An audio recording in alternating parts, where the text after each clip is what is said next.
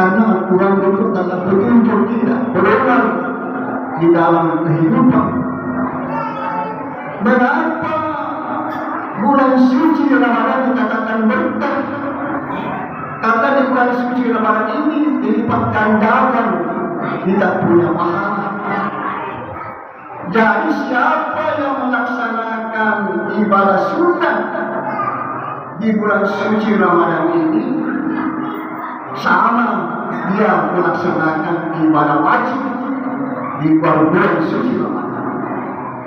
Oleh karena itu di bulan suci Ramadan ini, kami ini haji ini, kalau kita mendaftar nanti 30-40 tahun, maka banyak yang menggunakan bulan suci Ramadan ini yang punya uang untuk pergi naik haji, karena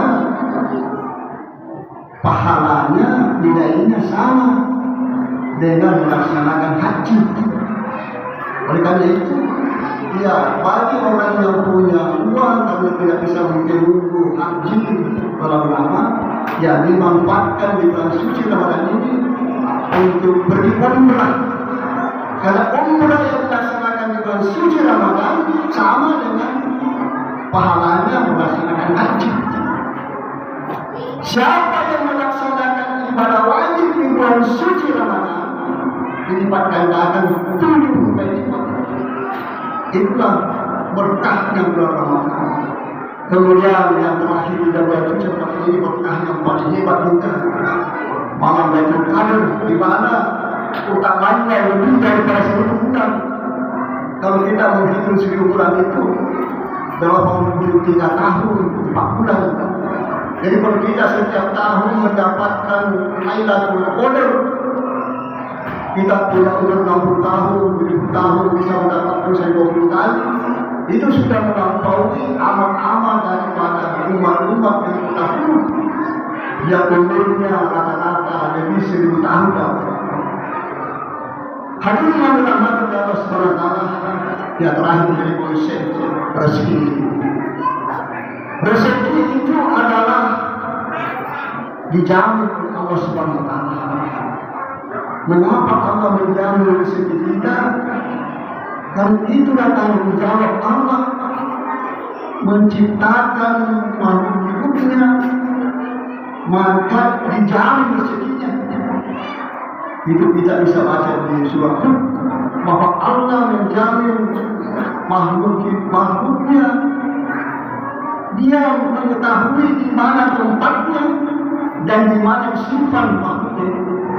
Walaupun di atas gunung, di bawah air, semua dapat rezeki. Oleh karena itu, sebenarnya kita tidak ragu dalam rezeki. Hanya kita ini perlu ikhtiar, bukan mencari rezeki sebenarnya, tapi menjemput rezeki.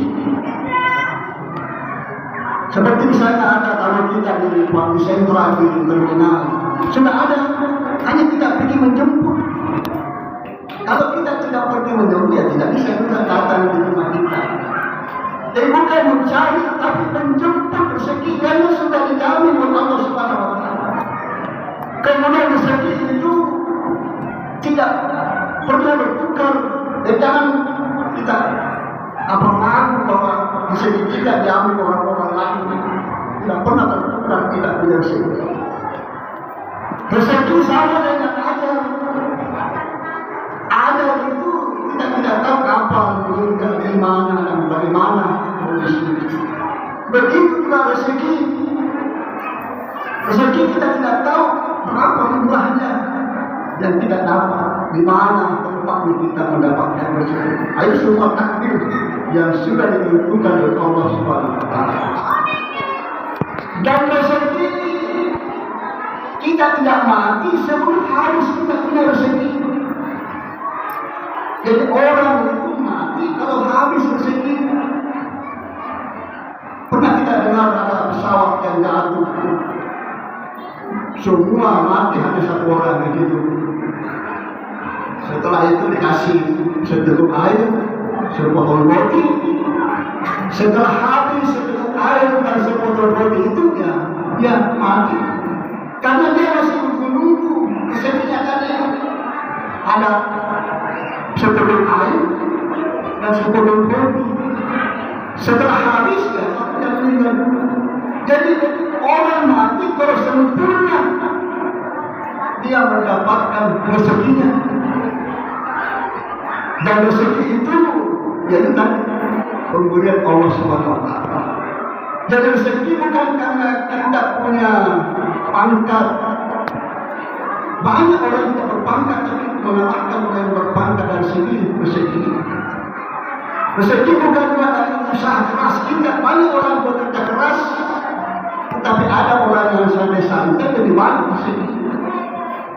Jadi rezeki dari Allah dan Allah berkehendak siapa saja diberikan, apakah dia bekerja keras, apakah dia tidak bekerja keras. Karena rezeki bukan dari kita, hanya kita berusaha, Tuhan dia menentukan.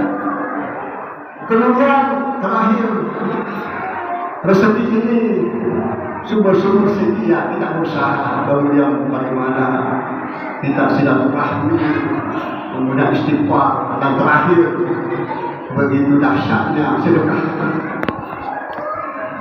Ada satu kisah bahwa sedekah ini sambil memperpanjang umur juga menambah rezeki kesehatan. Di suatu ketika di pada waktu zaman Nabi Ibrahim, ada orang yang datang bertamu, anak muda yang bertamu di rumah Nabi Ibrahim. Setelah